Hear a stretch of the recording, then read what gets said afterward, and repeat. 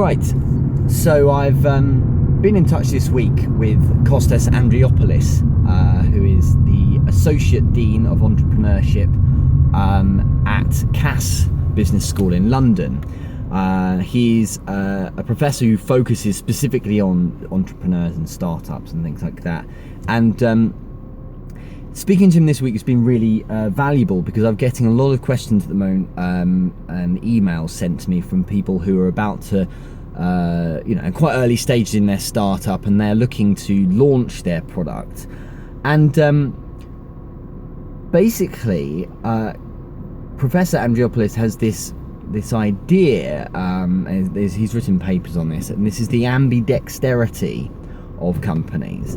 And what he talks about is, rather than having this single-minded view or focus on one product area or one product when it comes to launching it, he talks about sure, take your product and exploit it, as he says, that's his language, to commercialize it and make yourself make revenues for the business.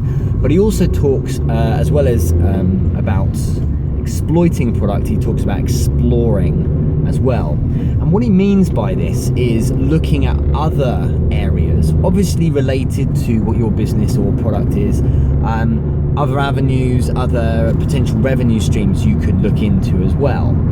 And he said to me, Richard, the thing is, it's going to be difficult. It's going to be extra work really for a startup.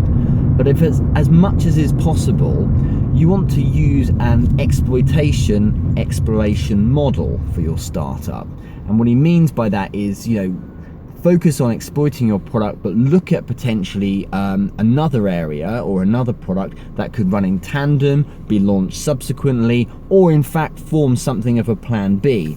So what I've said to some of the people on 7-Step Startup course is, all those brainstorming meetings you've had and all those ideas you've had that didn't quite make it because you ended up picking some particular product, don't disregard those ideas, because they probably were well founded and in fact good ideas for something else. And a good example for me was when I launched one of my taekwondo schools. In fact, when I launched the second one, I realized that the business model I was using was just the same as the first, and it was so much more straightforward to do. And I thought, well, what would it look like if I then chose something else, and actually I knew someone who could teach yoga, so I decided to roll out a yoga club just to see if it worked using the same model, and it did. And so what I was doing there was this demonstrating ambidexterity in the sense of how Professor Andriopoulos is talking about it. This idea that I'm exploiting my product whilst at the same time exploring another avenue as well. I know this goes against the grain of, the likes of Gary Keller's The One Thing to an extent.